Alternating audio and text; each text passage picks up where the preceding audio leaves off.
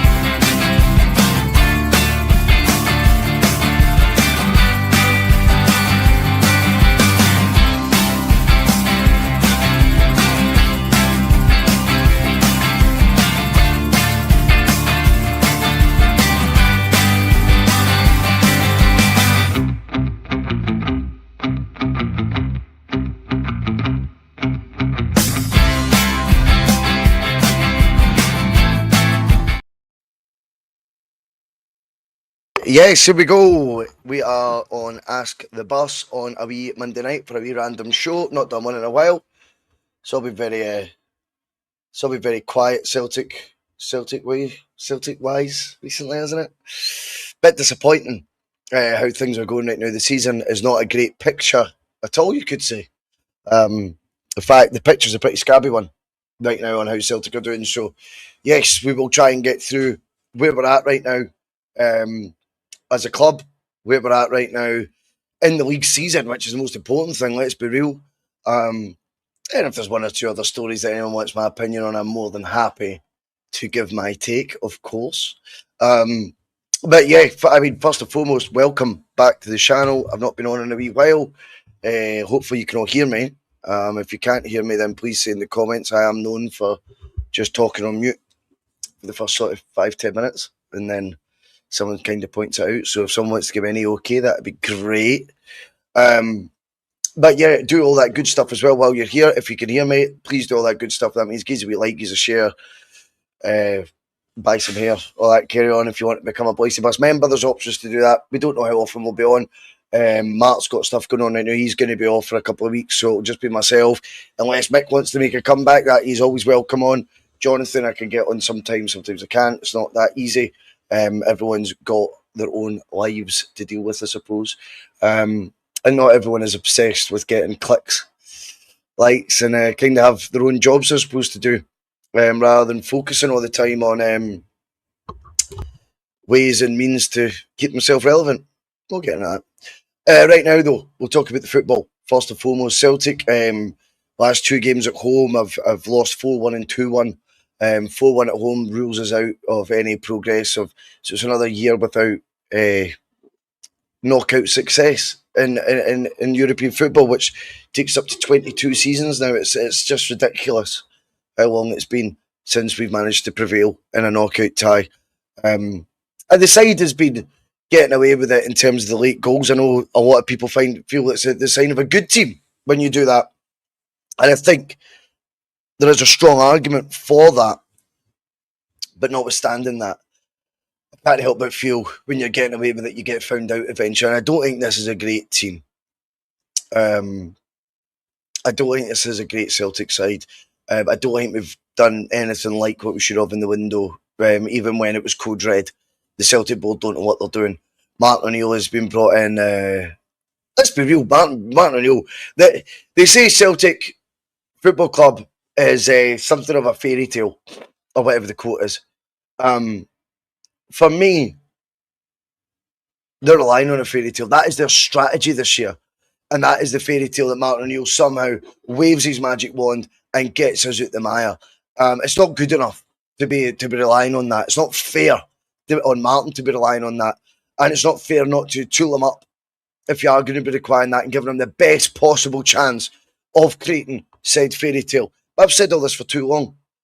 I tend to be right with these things because I can remove the emotion when it comes to it. Not because I'm not absolutely an adoring Celtic support like everyone else, just because that's just how I'm wired. I'm able to separate my emotions from my brain, and I can look at things sort of critically when needed and not blindly, as many do. And by the way, if that's your crime that you always look at Celtic through green tinted glasses, it's not a big crime. It's understandable. It just means that you need to have your ears wider open when people are giving you the sort of critique that maybe you're not capable of giving yourself. Because it's not because you want to bash the club.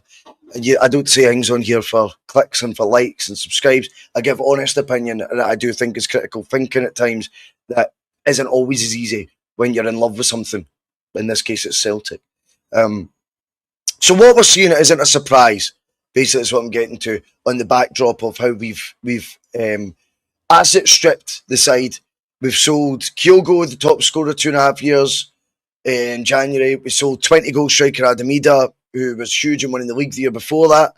And we sold 37-goal contribution or 38-goal contribution, whatever it was, Nicholas Kuhn, and replaced him with Shin Yamada and Ian Atcho after the window had shut on a free, which couldn't have been the plan. Since then, we've brought in Big Tam up front. Van Chvara, I'll just call him Big Tam, as you know. He's looked okay. We brought in a guy who scored a lot of goals. Junior, a lot of goals in Austria. He doesn't seem to be fancied. We nearly paid $4 million for a guy with a recurrent heart injury that flagged up in a medical. So we signed him on loan. He looks like he's nowhere near the first team.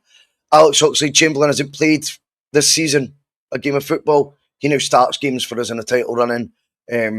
Yes, you're relying on his quality, but he falls under the fairy tale bracket, I think, as well, if I'm being perfectly honest, of winning as a league or being definitive in winning as a league. You're really hoping that he can hit the ground running quicker than what he should be. And that's me being fair to him, by the way. That's not a criticism whatsoever of Alex Oxlade-Chamberlain. The facts are the facts, and they were there before we brought him in. And again, by the way, another player that, why didn't you go and get him on the 1st of January? He was quite obviously a player of interest for Martin. Maybe Martin's only realised his availability towards the end of the month. Celtic board, their structure, their strategy, their team of recruitment certainly weren't going to be able to do that sort of recognising of a player's availability earlier on in the window. We get to the game, and there's a few controversial moments. I think Trustees is a red card, I'll be honest. I know Celtic have just recently announced they're appealing it. You're not going to win that appeal. If you ever were, I think Martin, as much as I love him, I think Kai voiced that by saying, what's the point in appealing it? I think they'll run with that. I don't think that will be sanctioned whatsoever, or upheld, I should say. I think the decision that's been taken at the game will be upheld. Trusty will miss the derby. Some folk might be happy with that. It'll be very interesting to see how the boy for Brentford does in a game like that. You sink or swim. What an opportunity he's got to swim. I remember Martin did it, funnily enough, with a guy called David Marshall, if you remember, came on for the second half against Barcelona after Rab Douglas was red carded at half time. During that game, that second half, he wasn't as memorable for the saves in that, but as a debut, I remember Saviola coming towards him and he actually nonchalantly scooped the ball, not chipped it, scooped it over his head to find the pass that I think it was the fullback Agat or McNamara, one of the two, at the time. And we know what he went to do at the new camp and then what he went to do at Ibrox, which is what my tie-in is. And he was absolutely instrumental in us getting the 3 points there. He made some amazing saves. He was 19. Why can't the boy for Brentford, whose name is escaping me, as you can probably tell, why can't he do the same? And what an opportunity for you. Grab these chances in life. Don't be scared of them. But that's me basing it on Trusty not having his appeal upheld. Interestingly, from that said corner where Trusty's been held, which has led him to the violent conduct as it's been described, they'll have recognised that by looking so thoroughly at the VAR, right? They'll have recognised that Trusty was being held and that's what's led him to that decision. I can't believe they then don't recognise Liam Scales as being held, but in the manner that he is, with the shirt pulling. Your eyes are on now, that corner. More scrutiny than ever, based on the incident that's just occurred. It's a huge flashpoint in the game. that's a Stonewall penalty for me, and changes the course of the game. I don't get hooked up on it all. For balance, that Rangers penalty not being given yesterday was unbelievable fortune for us, and for Livingston in particular. Obviously, we're playing the game. That was a Stonewall red as far as I'm concerned as well. So the VR is inept.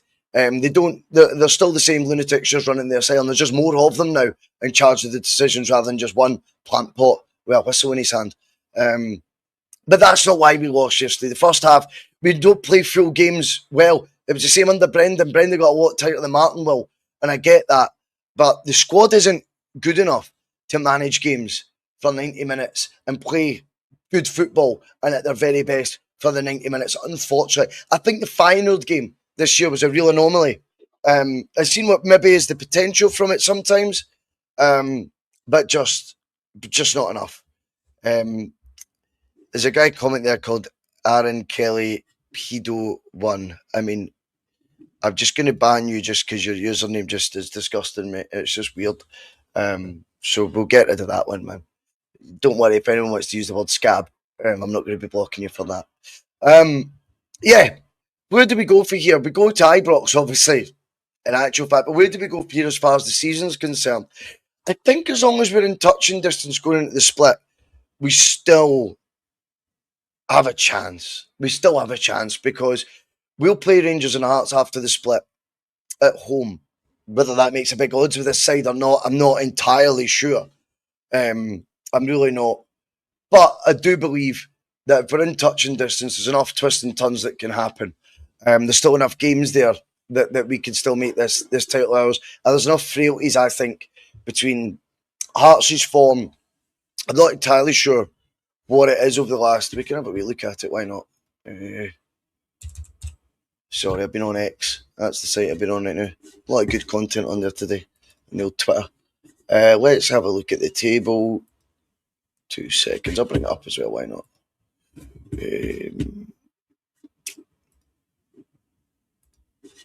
I just think I think there's enough scope for there to be twists and turns. So if ever we look at the table here, we go to the Scottish League. You know, Hearts have won 3 out of the last 6. We've won 4 out of the last 6. Rangers have won 3 out of the last 6. There's scope there, guys, for there to be enough twists and turns.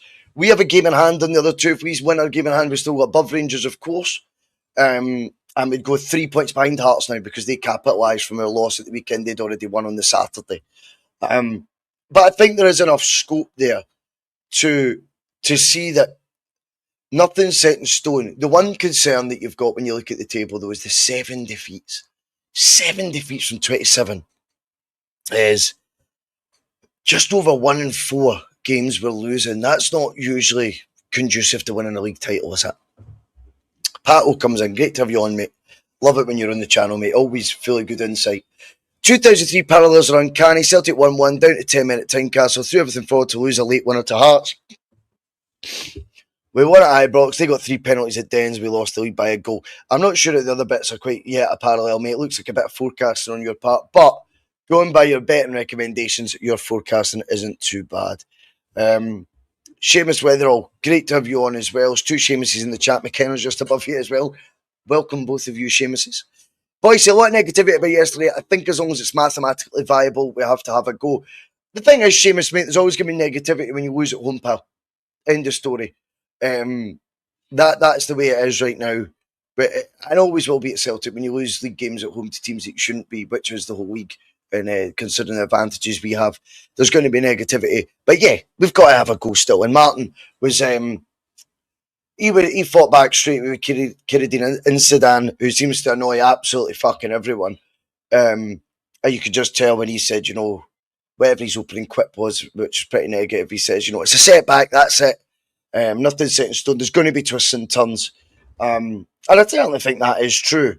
It was interesting seeing the parallels when you talk about them, Pato, when you look at the parallels with the COVID season. And we're actually, I think, 6 points worse off than what we were in that year. 3 wins worse off and about 11 goals worse off scored than what we were in that season. And we know the flat line he got for that.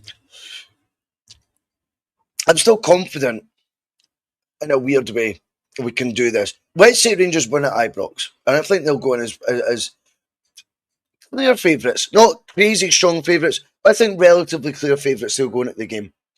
If they were to win, do we play? We don't play before that, do we? Just double checking. Tuesday, Wednesday. No, we don't. We don't. We've only got to worry about, I think, is it Europa League game? Yeah. So we've not got a league game in between there. So obviously, when we look at the table, that would mean if Rangers were to win it, they'd be 5 clear, but we still have a game in hand. That brings it back to 2. Obviously, Hearts. We need to go by their 1 and 2 win ratio of the last 6 games. They might drop points again at another point. Yeah. It's going to be nip and tuck, I still think.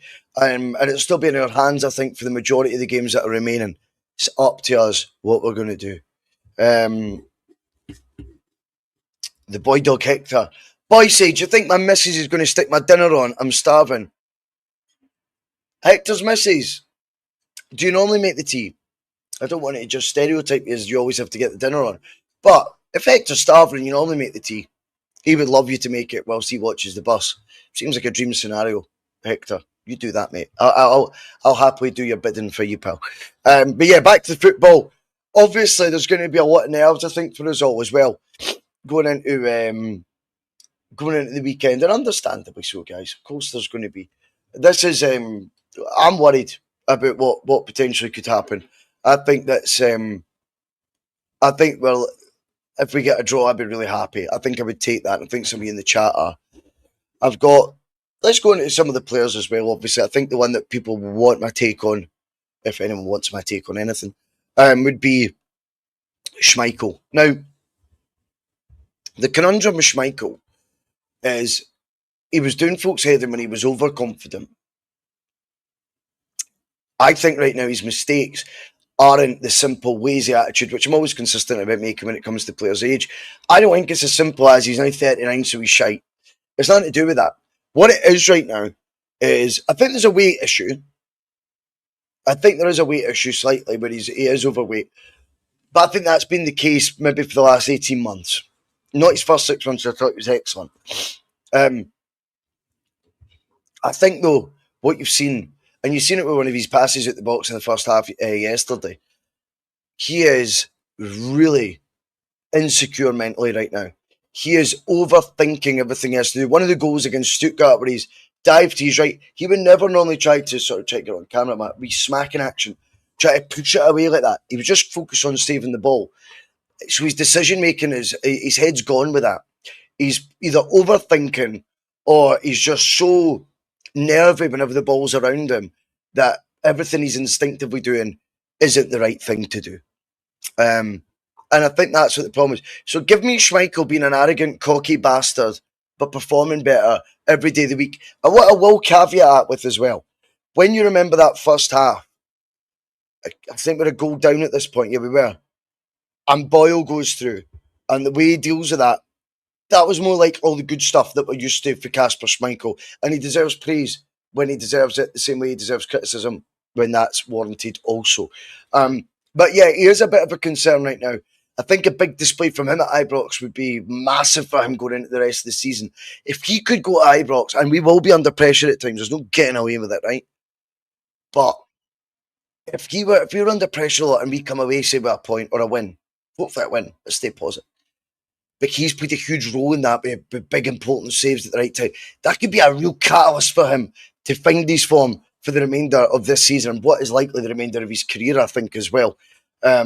So I'm hoping that could be a trigger point for him. I do think it's a mental thing with him right now where he's just in doubt with absolutely everything that's in front of him. He's in doubt when the ball's near him. He's in doubt with every sort of effort that's made on goal. He's questioning himself, probably first time in a long time, really questioning himself, and he's making poor decisions. But albeit there was a chink of light, as I say, with that important, crucial save at 1-0, albeit it turned out that we still lost the game. But at that point, you didn't know that. It was monumental, that save, at that time and point of the game.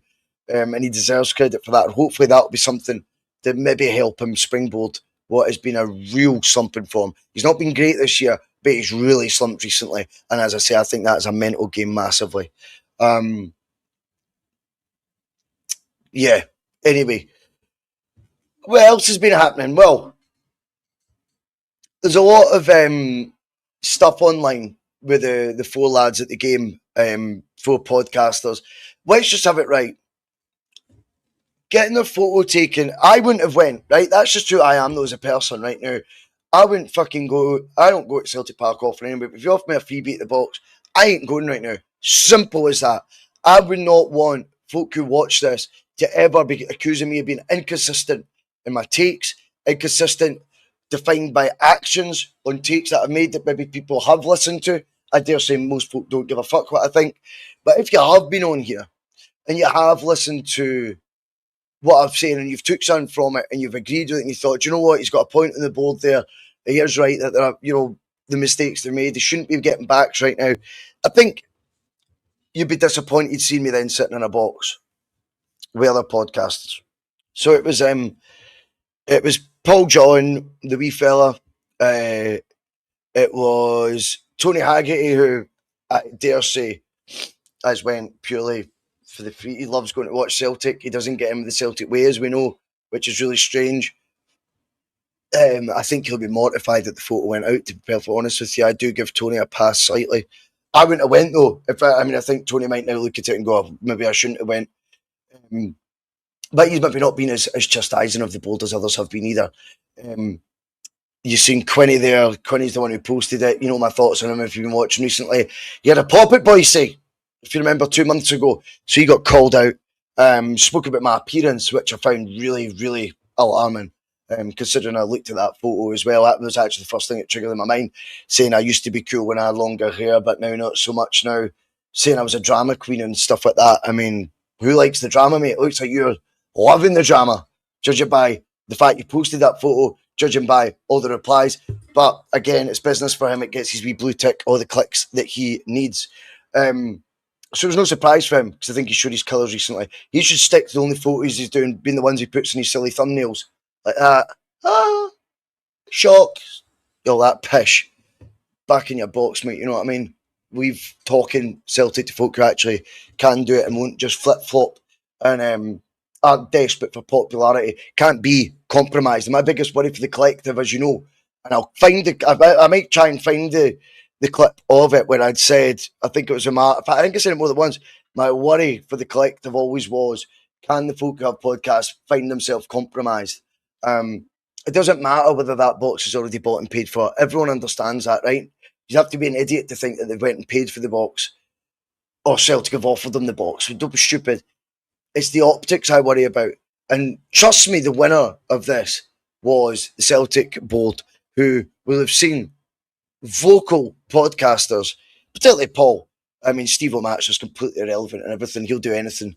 It's surprising not seeing that Steve O'Match not there in a fluorescent high-vis vest doing a bit of stewarding with a certain checked hat on. That surprised me. He must have got a day off that day. He's a plant pot, you know why he's not on the bus anymore, so it's no surprise seeing him probably loving life. But I mean, the vocal one out the lot, and one that I've really leaned to listening to, despite personal differences in the past, who cares? It was the wee fella, and I think they should have known better than to. I think he should have known better than to go in the first place. To put the photo out after it, or to let it go out. I'll tell you this, my take. Quinny's done it without asking anyone. My take is, the wee fella and Tony will have had a phone call today, and both of them will have been going, what the fuck did you do that for? That's my take on it, and then they've got to front it. Obviously, they brought Quinny on the Axum today to discuss it and that, and he looks smoother than ever, to be honest with you. Not the wee fella Quinny did. I think it could have been handled. I watched the 5 minutes at the end, obviously, of what they had to say on it. And I just think sometimes Paul John's biggest weakness is he doesn't know how just to put his hands up enough and say, I got that wrong. I'm not actually happy it went out, but I've discussed that with Quinny, and, you know, I probably shouldn't have went behind sight stuff. It's always, I mean, I coined the term don't back doing, double doing. But I think he doubles down a lot more than me, and I think at times he could just be a wee bit more humble on it. As people are saying in the chat, it's an own goal. JD1, to be fair on Tony, I don't think he's actually been called for boycotts or anything. Yeah, I wouldn't have expected so. He's not the one who's looking very contrarian in it, but he's obviously, you fly with the crews, you get shot with him, and I think he'll be mortified today with all that. But yeah, it is funny when, if people have been paying attention on all the supposed, fucking dramas or whatever you want to call it, it is funny that photo, I just think, embodies, if you've been listening to Bhoycie for the last few years, what I take from a lot of the stuff these guys say. I look at, Steve O'Mac ate pies on the show just to do a video, just to try and be a wee celebrity or whatever they thought he was going to be. Quinny will do anything for the clicks and the likes, and can't wait to show that he's at the box with his fellow colleagues. And the wee fella sadly finds himself in compromising positions where he goes too far the other way. If you can't take all the praise when you're arguing with Derek McAntony, when you're arguing with Jamie O'Hara on Sky Sports and really fighting a good cause. You can't, when you're being front, left and centre of the collective, then the second you get backlash, go, oh, but actually I'm removed for the collective and all that as well. It's so wishy-washy, and I warned you all this. I said, how long will this be on for? How long will they stick to this? How long will they show United front that are really up for change against the board? And I'm so sorry, but what's happened is my worries have came true. And that's why you've got to be careful. You've got to be careful who you listen to and who you back. And it's not me on a soapbox. I don't do this enough in the channel enough for you to think there's some agenda for me to be promoting the Bhoycie Bus here as the only hope of the beacon of truth and all that shite. Far from it. But what I want you to know is when you hear something I say, I fucking say what I mean and I mean what I say. And I won't be open to compromise by silly situations like that. If I was ever caught my pants down in situations like that, I fucking apologise for it. Do you know what I mean? I fucking own it. I'd be a wee bit more humble. But it looked to me like when I look on X that the wee Quinny lad was, he looked like he was enjoying himself. Nod Celts, Quinny, surely you're not bad mouthing him. I ain't bad mouthing no one, mate. I'm talking about a photo that he posted yesterday that the optics of it aren't great. One of the common phrases you'll hear on all these podcasts is read the room. They didn't read it. Or maybe he did and he thought the blue tick room that he was reading came first. I don't know. But as for bad mouthing him, mate, as I just said a minute ago, Nod Celts, 2 months ago out of nowhere, I think he was asked if he would his thoughts on my podcast, and he basically started having a pop at my appearance and stuff like that, mate. Totally out of nowhere. He'd been on here before. I had a good play with him after. Everyone was peace and love. So when I seen that was that with that one anyway. So even if it was bad mouthing him, to be perfectly honest with you, mate, I couldn't give a fuck. But yeah, this is us now back to where we go in terms of actual change. Because if it's true that the wee fella and Axel have now withdrawn from the collective, how strong is their views? Because he was certainly speaking very well on their behalf when getting the media opportunities that he was. And that's a sad loss. Well, he's saying his views haven't changed. Well, what's led you to leave the collective then? And how did it? I know this was going to happen, that it was always going to split. And I just feel, I just feel that these are worries I had, that it wasn't going to be definitive enough. And too many folk were coattail grabbing at the time because it was in vogue to be part of the collective, as opposed to actually being committed to getting that change through and having the gumption and the bollocks to see it through. Do you know what I mean? And I think we're seeing that now. And I think, as I say, from the board's point of view, they see that photo, the loudest protagonist against them because of the audience he's getting, not just in his podcast, but in Sky Sports and things, sitting in their box with 3 other Celtic podcasters. Fuck me, man. That is how to fuck it up. And I worried this would happen. Celtic board are very clever, and their belief would have been, there's some rope for them, let them hang themselves in whatever way, shape or form they do. And it looks like that's what they've done. I like to be consistent in my views. And I was saying, keep your eyes on the board. you know, to much detriment to myself 4 years ago. That I've been very consistent in that. The only time the board surprised me was when Brendan Rodgers was appointed, and I fell in the trap then of thinking, right, even if it's Dermot who's calling it, the board won't like it in that case. That means there's going to be other things the board won't like that are going to happen at Celtic, and that might mean that we do go get Kieran Tierney that first summer, or Scott McTominay on loan that first summer. And that was the one time I let my guard down on it. Not necessarily because I thought the board had suddenly had personality transplants, but more because the statement of signing Brendan, who they'd fell out with so emphatically just a few years back, looked like change was the only thing that was afoot. But sadly, it wasn't. JD1, great point. The worst is we expected people to start backing down once success came, but we haven't even improved yet. Yeah, that was another fear of mine, JD1. We start winning football matches. How vocal will these people be still? That's not even occurred. This is in the back of a defeat. This all smiles in a Celtic box. In terms of Quinny, I think he'll have looked at his algorithms 14 times today minimum. How many reactions have I got? How much does that mean I've made off that one tweet? He'll have checked that, by the way. I'm telling you right now. He'll have checked all that numerous times today.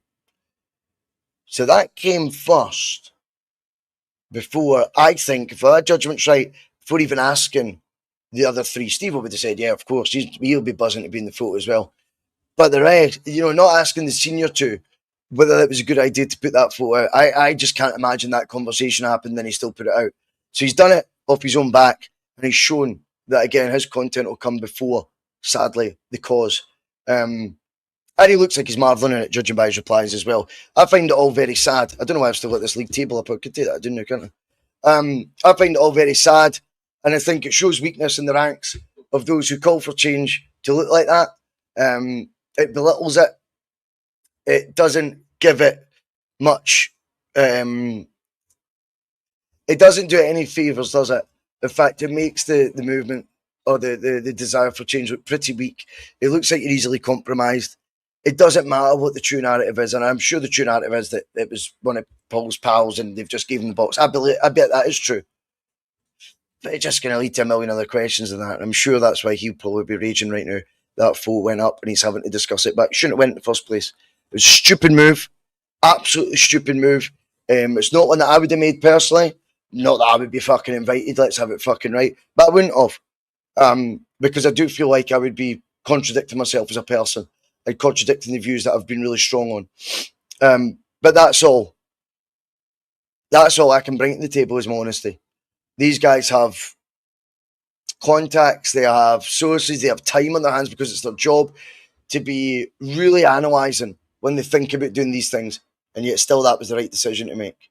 Be careful who you listen to when it comes to all things Celtic. Be careful what agenda is being served, and be careful how quickly opinions you might have bought and subscribed to, you watch the same people who influenced you that way flip-flopping another and leaving you looking like a bit of a dick. You'll never get that on this channel.